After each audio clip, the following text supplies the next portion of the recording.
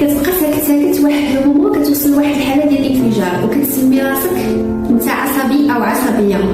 فهنا الحاله ديال الغضب وصلت لواحد المرحله نتيجه لواحد المجموعه ديال التراكمات، واذا ما خرجتيهاش بكري فكتخرج دفعه واحده،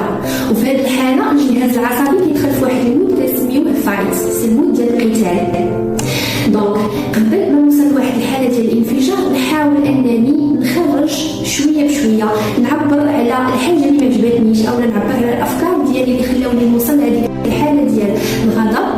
واذا كان عندك هذا المشكل ديال الغضب حاول انك تبدا اول حاجه توقف عند لي سيمبتوم اللي كيبانوا في الجسم ديالنا بحال لي كونتراكسيون في البو، لي كونتراكسيون في الظهر، لي كونتراكسيون في الكتاف، ونحاول انني نفهم اشاك سيتواسيون شنو اللي طرالي ديالي